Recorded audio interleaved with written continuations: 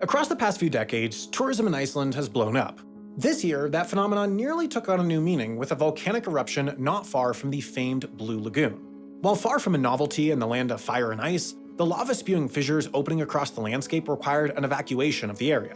The nation's tourism board was quick to communicate that the incident would have no implication to the capital city or the international airport, though.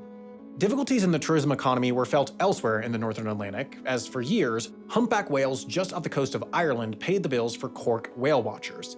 But recently the whales have been harder and harder to spot, and thus business has been harder, culminating in the company closing its doors this year. Following food, the whales have simply gone elsewhere, making it another clear sign to activists that the government isn't doing nearly enough to protect its waters from overfishing. An island away, 2025 has seen much made about how to treat the English Channel. British PM Keir Starmer authored a letter to France's president urging the nation to help stop small boats leaving the French coast headed to the United Kingdom from taking off. The move was made to attempt to slow the arrival of refugees and asylum seekers into the UK, as nearly 40,000 had already arrived in 2025 alone, pushing it into a major political issue for the new Labour government. In the notoriously environmentally conscious Norway, 2025 saw Parliament pass legislation that opens previously protected rivers to potential damming for the purposes of hydropower. That move is controversial as, on the one hand, it opens the door for increased low-carbon power production, but on the other, critics are quick to point out that damming and effectively destroying wild rivers hardly resembles anything green or renewable to begin with. If one were to closely monitor the movement of Sweden's Prime Minister Ulf Kristersson, they'd simply need a bit of creativity and the Strava app. Using the fitness mapping app, an investigation by a Swedish newspaper this year was able to figure out the PM's preferred jogging routes and travel spots by looking at the activities of his security guards. It was an obvious security blunder and another reminder as to how the most innocent-seeming social media sharing can create major security breaches. In both Finland and Denmark, policymakers moved to ban phones from the classroom this year. In countries that annually rank towards the top in public education and overall happiness, perhaps it's a surprise that it's taken this long to ban phones from the classroom. Citing not only education outcomes, but also self-esteem issues and the increased digitization of daily life, both bans come at the national level. Estonia, however, has opted to go the opposite direction. In Estonian schools, cell phones are being embraced as tools. With the launch of the AI Leap 2025 initiative, Estonia is leaning into artificial intelligence within its school systems as a tool to further enhance outcomes. As a nation that has quietly climbed up education rankings, embracing AI in schools may seem bold to the outside world, but a logical progression within the country. Another Baltic state has launched a rather unique education program, but for a far different purpose. In Latvia, the country's intelligence and security service published a guide for its general populace to help better identify potential Russian spies. People lingering near important sites, unkempt tourists, and talkative, overly nosy strangers were some stereotypes that the service noted for Latvians to avoid and report. Russian meddling also informed public education efforts in Lithuania.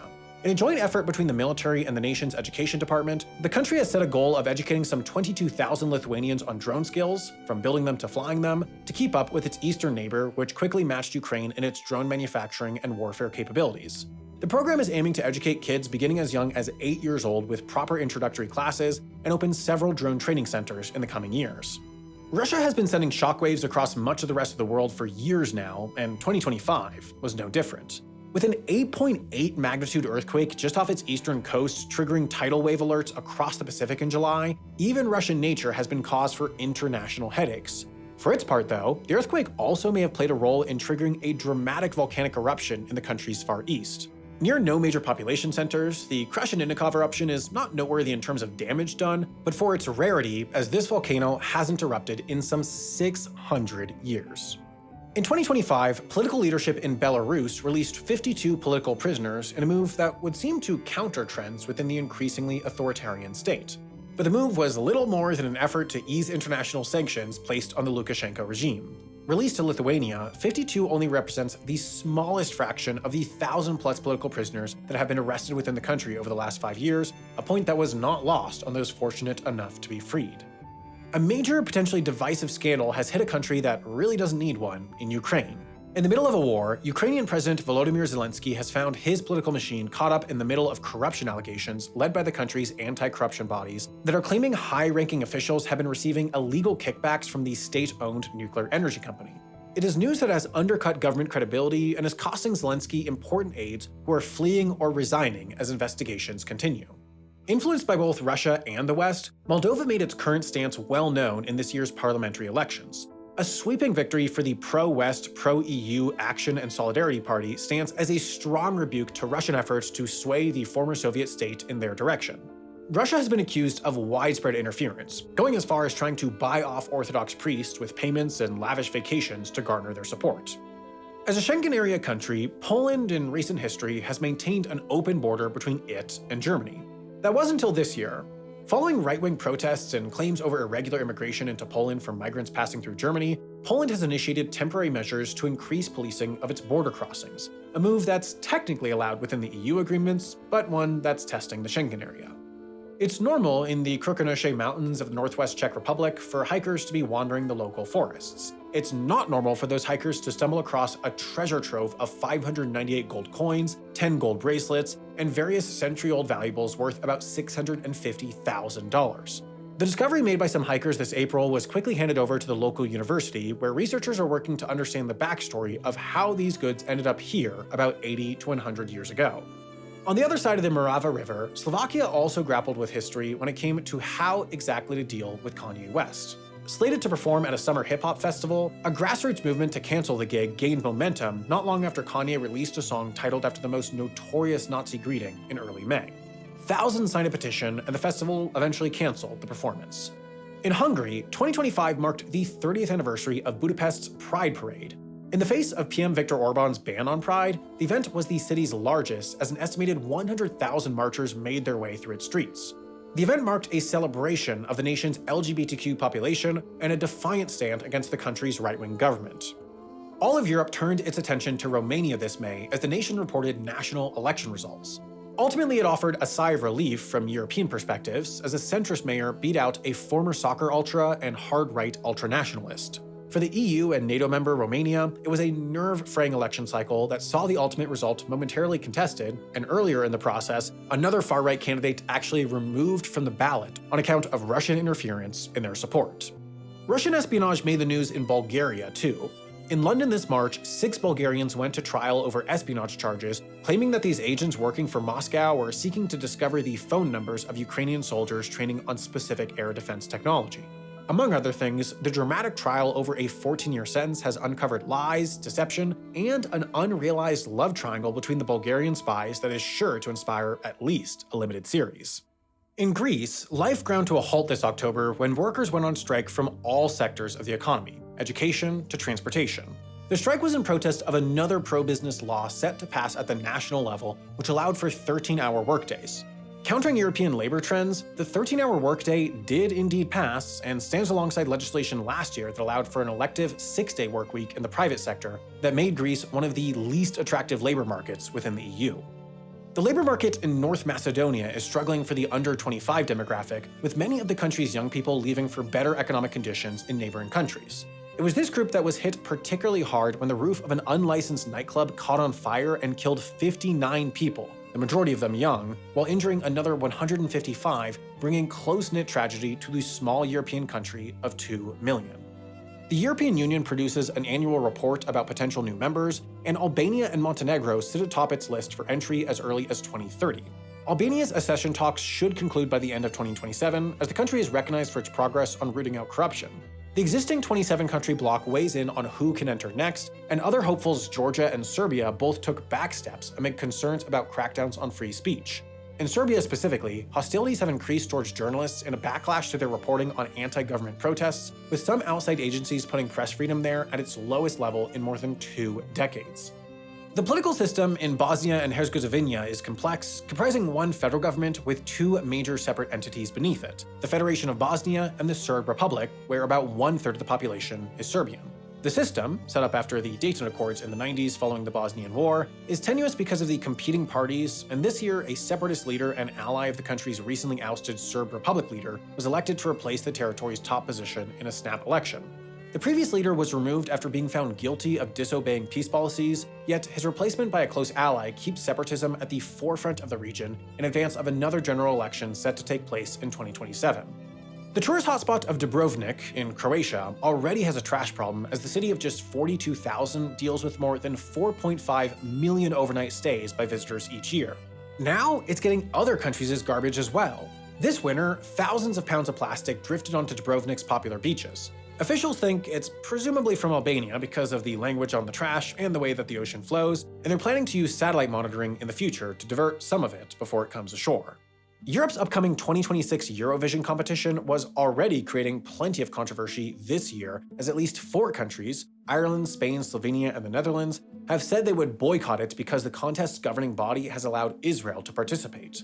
Several broadcasters had demanded its exclusion due to its actions in the war in Gaza. The small country inside of Italy, San Marino, is not boycotting, however. Although they've sent a contestant 14 times before, San Marino has never won Eurovision, but residents are hopeful that DJ Gabi Pont might be the golden ticket in 2026. The Golden Passport program that allowed foreigners to pay for citizenship in Malta was deemed illegal by the top EU court. For €750,000 and 12 months spent in Malta, non-residents could pay cash to get the aforementioned Golden Passport, named so because it also gave them access to live and work in all EU countries. Critics say it opened the door for nefarious actors and corruption into the EU, whereas Malta argued that the fund it created, €1.4 billion, represented critical investment for the small island country.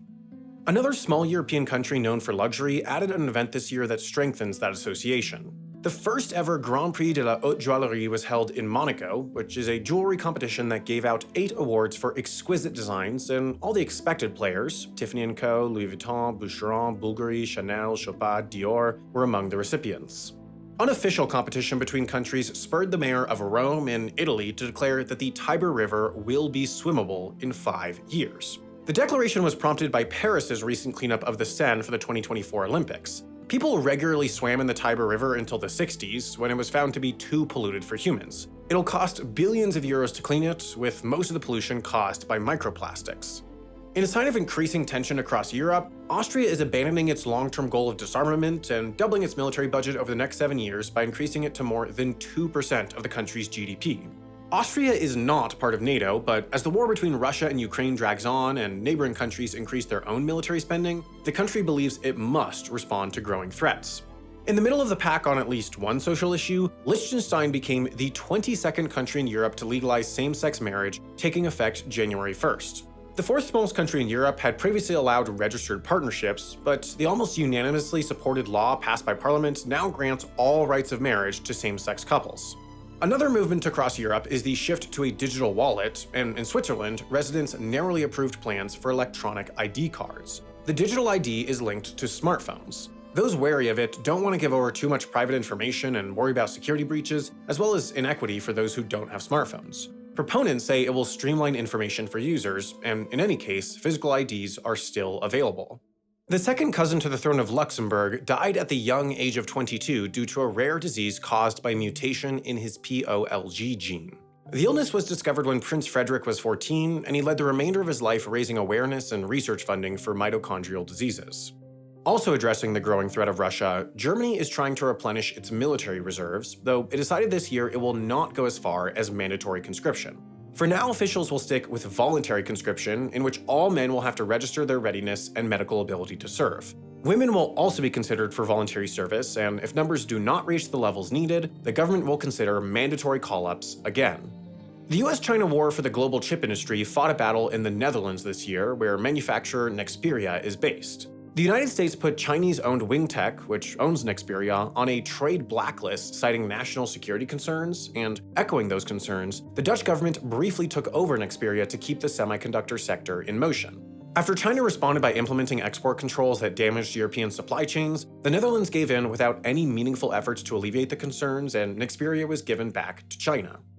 Laws to limit and prohibit smoking and vaping are spreading around the world, and Belgium made history this year by becoming the first EU country to ban disposable vapes, taking effect on January 1st. The country has ambitious goals of entirely snuffing out new smokers to zero by 2040, and this law was one step towards making that happen. In France, a heist, no, not that heist, left one family business out at least $100,000 when more than 990 pounds of snails, popularly known as escargot, were stolen from their headquarters. The French eat 37 million pounds of snail annually, a figure that skyrockets towards the holidays when the delicacy is served, and officials believe the thieves have been scoping out this particular business for theft in advance of the most profitable season. The Games of these small states of Europe is a biennial sports competition resembling the Olympics, and in 2025, Andorra hosted its 20th edition. Only European countries with fewer than 1 million residents can participate, and more than 1,000 athletes travel to the tiny country for the Summer Games. Portugal is anything but small anymore, with a foreign-born population that's tripled since 2019 thanks to lax citizenship requirements and an accessible residency by investment program. But the golden days of golden visas are slowing with their newest citizenship requirement that most applicants must be in the country for at least 10 years instead of 5, unless they're from an EU or Portuguese-speaking country, in which case it's going up to just 7. Not only does this affect those with Portuguese dreams, but also those in the country's real estate and investment sectors that are propped up by the passport program. Another set of foreigners descended upon a hotel in Granada, Spain for the Spanish World Scrabble Championships. But the winner wasn't someone who even speaks Spanish, shocking the 150 other competitors from 20 countries. Nigel Richards, a Malaysian-born New Zealander, took home the top prize thanks to his ability to memorize thousands of words despite not knowing their meaning. For more than 50 years, control over a territory called Western Sahara, about the size of Britain, bordering Morocco and Algeria, has been disputed, but the United Nations vote to accept a 2007 autonomy proposal from Morocco means the fight could finally be drawing to a close. When Spain, which controlled the area, withdrew in the 60s, both Morocco and a group called the Polisario Front claimed it. The Security Council's acceptance of the proposal means it could move forward developing local legislative, executive, and judicial authority for Western Sahara, while ultimately remaining under Moroccan sovereignty. A flotilla of civilian boats delivering humanitarian aid to war-torn Gaza was hit with a bomb carried by a drone off the coast of Tunisia. The flotilla had made news for carrying activist Greta Thunberg previously, but she was not on it at the time. Tunisian officials, however, denied responsibility and said the fire on the boat broke out itself. And off the coast of Libya, more than a dozen NGO rescue vessels there have suspended cooperation with the country's Coast Guard. The Libyan agency receives funding from the EU in order to intercept migrant boats headed for Europe, but the NGOs are saying that the Coast Guard is not a legitimate search and rescue organization, but rather a, quote, violent regime enabled by the EU, citing violence during interceptions and inhumane conditions at the camps migrants are brought to. A $1 billion museum claiming to be the world's largest archaeological facility opened outside of Cairo, Egypt, after more than 2 decades in the making. The Grand Egyptian Museum covers 470,000 square meters, or roughly 5 million square feet, and features more than 50,000 items. There's an ongoing civil war in Sudan, and on top of that, officials are waging another battle against cholera. There have been more than 100,000 cases and 2,500 deaths so far, and the difficulties in successful intervention are exacerbated by the lack of infrastructure and basic supplies, all left decimated by the ongoing violence. Health groups are trying to contain its spread across borders to try to prevent a wider epidemic in an already struggling region. Prince Harry serves on the board of African Parks, a wildlife conservation group in Chad. The country briefly cut ties with the organization this year, citing concerns over mismanagement, but the relationship was reinstated shortly after the group gave new assurances and was given oversight over several of Chad's national parks. It's the second set of allegations surrounding African charities against Harry in a year, and more widely demonstrates the complexities and uncertainties of having foreign nonprofits operate critical resources for countries that are in need. 3 countries all recently taken over by military juntas have dropped out of the International Criminal Court. Burkina Faso, Mali, and Niger, all located in the Sahel region, said they would monitor and enforce peace internally. Roughly 125 countries are part of the ICC, and this recent trio of withdrawals came with criticisms that the court unfairly targets African countries, calling it, quote, an instrument of neo-colonialist repression. This is backed up by the data, as all but one of the court's 33 cases since its founding have involved an African country, but its defenders say that the ICC is simply holding human rights violators accountable in a region that, unfortunately, encounters a lot of them. The effects of a $248 million migration partnership between the EU and Mauritania have started to take effect, with mass deportations occurring across the country. Reports of raids and enforcement throughout Mauritanian towns were reported, and hundreds of smuggling rings were broken up. Over recent decades, Mauritania became a major transit point for undocumented immigration to the EU from all of Africa, thanks to its proximity to Spain's Canary Islands. Cape Verde became the second smallest country in the world to qualify for the World Cup after defeating Eswatini in an October soccer game. With just 525,000 people, only the less populated country of Iceland has previously qualified. Other first-time qualifiers in the upcoming 2026 World Cup include Uzbekistan and Jordan. For athletes from Senegal, a travel ban prevented the women's national basketball team from attending a 10-day training camp in the United States. Instead, the training camp was moved to Senegal in advance of the Women's Afrobasket, Africa's continental championship, which Nigeria ended up winning, though Senegal had been victorious several times in the past. Former Gambian President Yahya Jammeh ruled from 1994 to 2017 before being removed during the Gambian Revolution, but this year, controversial sales and concerns over corruption brought young protesters out in the streets of the Gambia again. Some called it the largest youth protest in the country's history, demonstrating a growing concern, even with new leadership, about corruption in power. Despite having no art galleries and no art school, a group of 5 visionary artists pulled together Guinea-Bissau's first art biennale, a show featuring 50 artists from 17 countries. The show ran for a month in the nation's capital, Bissau, and in addition to printed art, live musical performances were hosted as part of the cultural celebration, which even more remarkably, was done entirely without government funding. The world's largest known deposit of ore, at 2.8 billion tons, sits deep in the mountains of Guinea, and after decades of planning and investment, both locally and internationally, the first shipment mined from it was sent to China. The $20 billion Simandou iron ore project is being touted as one that could change the future of the West African country and its economy, but part of that future is the paycheck that Guinea must give to China, which significantly invested in the infrastructure it took to make the mine operation possible. A social media influencer and dual citizen of Canada and Sierra Leone was arrested early in the year for a video she posted in 2023, laying out 25 minutes of criticism of the president and the first lady. Hawa Hunt was detained on live TV and has been jailed ever since, held for 2 counts of, quote, transmitting insulting messages via computer system, a part of strict cybersecurity laws instituted in 2021. Hunt is being held in Freetown, and reports about poor conditions have gained some international attention, including by Amnesty International, which has called for her release. Amid shifting populations, the Liberian government has proposed adding 14 additional seats and the same number of new electoral districts to its House of Representatives in what they say is a change that will better serve the public. Though it must be approved by the president, some are arguing that Liberia doesn't have the funding for the new districts. They're concurrently reviewing a bill that would also decrease sitting lawmakers' salaries. A 1,320-foot, 421-meter-tall building that now ranks as the tallest in Africa is just one legacy that 4th-term President Alassane Ouattara of Côte d'Ivoire will leave behind. The 83-year-old was sworn in this year after winning nearly 90% of the vote in a violent election that left 11 dead and some 1,600 arrested for protesting the elections, which they say were unfair when Ouattara's 2 main opponents were not allowed to run. Kantamanto Market in Ghana is one of the world's largest secondhand markets with over 30,000 shops, but a widespread fire this year burnt more than 60% of it. The market receives more than 15 million pieces of clothing each week, primarily from Western countries looking to give used or never purchased clothing a repurpose. More than 30,000 people are employed there, and nearly a full year on, they're still repairing and rebuilding. 4th-term President Faure Gnassingbe is the leader of Togo, a role he took over from his father in 2005, who had been leader since 1967. This makes them the longest-running political dynasty in Africa, and low turnout for municipal elections held this year demonstrate that citizens are increasingly losing faith in the process. Gnassingbe transitioned the government to a parliamentary system in 2024, which many saw as a power grab, and this year's voter apathy, subsequent protests, and government crackdown show that residents are likely right. A group of military soldiers attempted a coup in Benin, attacking institutional buildings in a plot that was quickly thwarted by officials. The attempt came in advance of a presidential election in April and was a surprise to some experts who had seen Benin as more stable than its neighbors, which have cumulatively experienced 9 military takeovers between 2020 and 2023. One of those neighbors, Nigeria, flew in fighter jets at the request of the Benin government to stave off the attempt. A country that has gone without any successful coup attempts but has kept one person in power for 7 terms is Cameroon.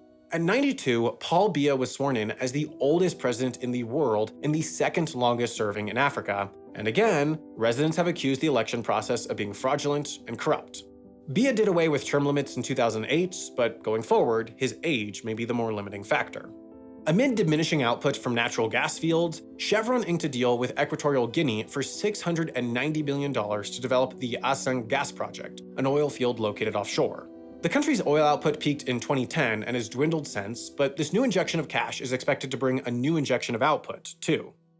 Eyes are on the Central African Republic and its late December election, where Faustin Archange Touadéra will run for president again, set to a scene where Russia has been wielding soft power through its Wagner mercenary group. The agency was enlisted in 2017 to maintain security in the country in exchange for access to mineral rights, but officials are worried about Russia's increasing role in politics and its propping up of Touadéra's position. And the tension for power in South Sudan, the world's youngest country, made headlines when its vice president was put on house arrest and then later charged with treason and murder. Vice President Riek Machar is head of the party in opposition to the president, but had been appointed by the president as part of a 2018 peace deal ending the civil war. Therefore, his 2025 arrest puts continued peace in a tenuous spot. While it stopped short of a renewed civil war, violence did increase between the feuding factions. In Eritrea, 13 individuals, including one former Olympian, were released from prison after being detained without trial for 18 long years in relation to an attempted assassination of a presidential advisor.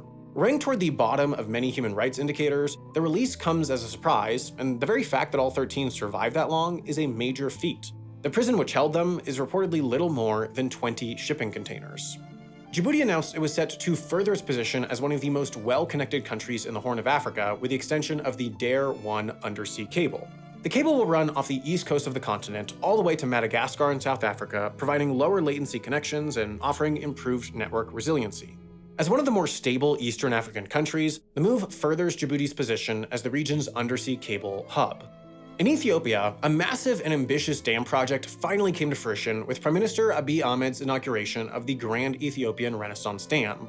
Holding back the Blue Nile, much to the frustration of downstream neighbors in Egypt and Sudan, the project began in 2011 and cost about $5 billion. For a country with absurdly high fuel prices and an increasingly large fleet of electric vehicles, the idea of increasingly stable and cheap power is an exciting one. In the west of the internationally recognized country of Somalia is the internationally unrecognized country of Somaliland.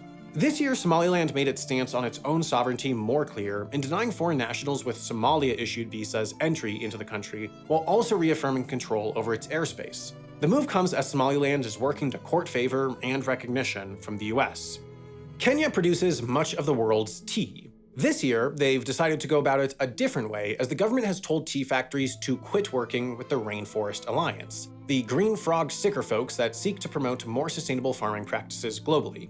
Kenyan farmers just aren't making living wages, and the Kenyan government alleges that the high price to work with the alliance is being paid by the growers and not the consumers. 2025 served as a glimmer of hope for Uganda's youth and democracy advocates with an election result, albeit a faraway one. While democracy hangs on by a thread in Uganda, a vision of hope who happens to be one of their own won an inspiring and improbable victory in New York City of all places. Newly elected Mayor Zoran Mamdani spent his first 7 years in Uganda, and his victory and message has Ugandans hopeful that similar messaging can help at home. For well over 100 years, Belgium has maintained a diplomatic presence within Rwanda. But following Belgian calls for EU sanctions over Rwanda's alleged support of the violent M23 rebel group in the Democratic Republic of the Congo, Rwanda expelled Belgian diplomats and cut off formal diplomatic relations with its former colonizer, citing Belgian attempts to, quote, sustain its neo-colonial delusions. Also flexing its sovereignty in the face of the EU this year was Gabon. Following the nation's first legitimate election after its 50-year-long dictatorship, Gabon announced that it would be withdrawing from an agreement with the EU that gave Europe access to the nation's coastal fisheries. It's bad news for Europe's tuna producers, but the arrangement was viewed as a lopsided deal for Gabon that saw little money come in while its fisheries were plundered, meaning it's a positive step forward for the fledgling democracy. The island nation of São Tomé and Príncipe also had its neighboring waters front of mind in 2025, as it made the nation's first public commitment to marine protection. Across 8 separate protected coastal waters, the nation has banned certain fishing practices and severely limited others. The nation relies on fish for food and small boat fishing for work, but has never before set limits or protected certain species, leading to dropping numbers and lowered biodiversity. In sub-Saharan Africa, more than any other region in the world, drug-resistant infections are a deadly problem. This year, the Republic of Congo teamed up with the World Health Organization to try to limit this problem. They did so through simulation, setting up a realistic scenario of a drug-resistant pathogen appearing in the population that local health officials, with help from the World Health Organization, rushed to track, report, and snuff out as fast as possible. There's reason for both hope and pessimism for an end of fighting between the Democratic Republic of the Congo and M23 rebels that had advanced across the country's east over the past year. A US-brokered peace deal led to a momentary reduction in violence, but as the months passed by, both sides failed to implement the steps they agreed to, and a new offensive in early December brought back full-scale fighting. While both sides still seem loosely committed to ending the fighting, they continue to commit violent actions and largely ignore the agreement. Fleeing this violence, tens of thousands of refugees have crossed into Burundi, a nation that celebrated a medical first in 2025. Validated by the World Health Organization, Burundi eliminated trachoma, a bacterial eye infection which is classified as a neglected tropical disease. Such diseases have major impacts in impoverished countries, and while treatable, they require a well-coordinated response to root them out. The elimination of its first neglected tropical disease is a major win for the country's public health program. In Tanzania, the outlook for democracy, free and fair elections, and general political dissension went from bad to worse. An election year, the process began with barring or arresting popular opposition candidates running against the incumbent president Samia Suluhu Hassan, and then escalated to arresting outspoken opposition before eventually devolving into outright violence. Following a win with a reported 97% of the vote, Tanzanian police have reportedly killed 1,000 protesters in the problematic and improbable results' wake. The early signs of a comeback showed themselves in Seychelles this year. With the successful hatching of 13 of 18 giant tortoise eggs, conservationists have new hope that with new techniques and intervention, the giant tortoise may be able to stave off extinction. Home to one of 2 giant tortoise species in the world, along with 400 other endemic species, Seychelles has become a hotbed for innovative conservation techniques in recent years. Similarly rich in biodiversity and endemic species is Comoros. Traditionally cut off from the rest of the world, this volcanic archipelago recently signed a deal to change that. Welcoming in over $130 million from the World Bank, the Islamic Development Bank, and a host of other international boosters, the plan is to begin modernizing the country's major ports. With up-to-date infrastructure, the belief is that the island nation may begin to flourish as a logistics hub for Africa and Asia, as well as a tourist attraction. In Mauritius, the news story that has dominated decades of debate has finally come to a close this year. In May, the UK announced it'd be handing sovereignty over the Chagos Islands to Mauritius more than a half-century after it split the islands away from the newly independent country. In return, the UK still gets to maintain its strategically crucial military presence on Diego Garcia, as the two countries have agreed on a 99-year lease. At the news of water and power cuts, the youth of one of the world's poorest countries decided it had finally had enough this year. Madagascar's Gen Z protests started in earnest in late September with demonstrations, but quickly evolved into something much bigger. With the support of an elite military branch that decided to back their movement, by mid-October, a full-scale coup was underway, sending the former president fleeing the country and installing a military colonel to the office. At the size of Switzerland, Mozambique's Nyassa Wildlife Reserve is one of Africa's most important sanctuaries for threatened species. But this year, the reserve found itself under threat after ISIS-led terrorist attacks on a safari camp and a training center. While the Mozambique army quickly deployed, the attacks have the potential to undercut decades of conservation work. Without fences and so large to begin with, the reserve counts on the conservationists' presence, but that's hard to do when towns are now being evacuated. Zimbabwe rolled out its first batch of a unique set of reparation payments this year. $311 million of money is starting to get paid out to some 400 white farmers, a subset of the 4,000 who were dispossessed of their land by the government in the early 2000s. It marks just the beginning, as the country agreed to pay out $3.5 billion in compensation in 2020. To make sure these payments continue, the IMF and World Bank have held back funding in the country until it has paid off this debt. In 2022, Malawi's Kasungu National Park introduced 263 elephants to the preserve. 3 years on, neighboring villages are now suing over it, claiming that the elephants have killed at least 10 people, injured others, and have left all living in a state of fear. Locals are asking for protective fencing around 167 villages and compensation for damages. And in Zambia, elephants there killed an American and a New Zealander who were on safari in Luangwa National Park. Guides attempted to thwart the charging elephants, but were unable to deter them. Reports note that female elephants can be especially dangerous when protecting their young. In the form of an NGO report, 2025 presented a hurdle for Angola's potentially transformative rail project. Backed by the US and the EU, the revitalization of the Lobito Atlantic Railway is bound to have major economic ramifications as it will connect Angola's rich mines to the coast. But a report that 6,500 people will be potentially displaced by the project has thrown some cold water on the excitement and led an EU spokesperson to reaffirm they'll keep a close eye on social and economic impacts before going forward with their support of the project. Namibia in 2025 observed its first Genocide Remembrance Day. The date, May 28th, was chosen for commemoration as it was May 28, 1908 when Germany ordered the closure of all Southwest African concentration camps. Speaking on the day, Namibia's president called for patience and unity as the nation continues to seek reparations for the 100,000 deaths at the hand of Germany's genocide of the Ova-Herero and Nama people. In Botswana, officials cut the nation's projected economic growth estimates for the year to almost zero. By value, Botswana is the world's largest diamond producer, and the less than enthusiastic economic output is a reflection as to just how much the diamond economy has changed. With lab-grown diamonds beneficial for both global laborers and global consumers, it's unlikely this is just a blip for the nation, which now needs to diversify. Drought and wildfires have rocked southern Africa in the last few years, and this year, the effort to adapt to a rapidly changing environment and address these worsening problems was decided to be headquartered in Eswatini. Eswatini's Center of Excellence on Drought Resilience will produce research, work with regional stakeholders, and act as a center for collaborating NGOs, international bodies, and neighboring nations.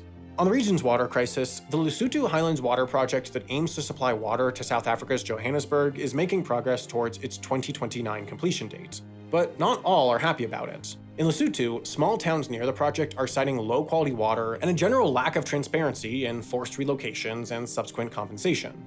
They're taking the issue up with the African Development Bank, which is helping fund this project, but seem to fail in making it fair and transparent.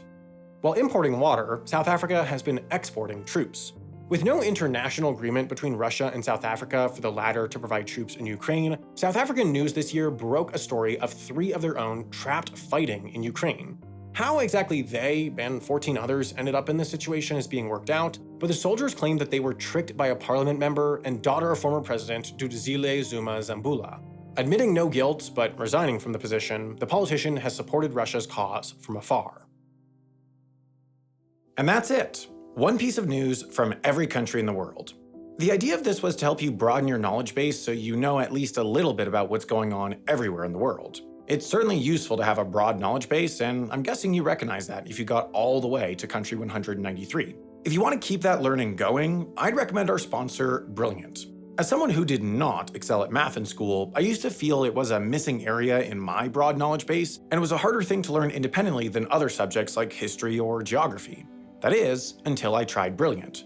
They offer learning that's personalized to you. Meticulously crafted courses with interactive problem-solving exercises that help you learn fundamental concepts of complex subjects. I love how you can start from basically any level and keep progressively leveling up all the way until you understand mind-bending subjects like number theory and the concept of infinity. They also offer learning tracks for other STEM subjects like data analysis, science, and logical reasoning. And with a mobile app, Brilliant is a great way to fit learning into your day. You can make meaningful progress towards lofty learning goals just in your time on the bus or waiting for your next meeting. Brilliant has been one of Wendover's longest-running sponsors thanks to how many Wendover viewers find it worthwhile, which personally I don't find too surprising. Wendover viewers seem to like learning in their free time, and so do Brilliant users. To learn for free on Brilliant for 30 days, go to brilliant.org/Wendover, scan the QR code on screen, or click the link in the description. Brilliant's also given our viewers 20% off an annual premium subscription, which gives you unlimited daily access to everything on Brilliant.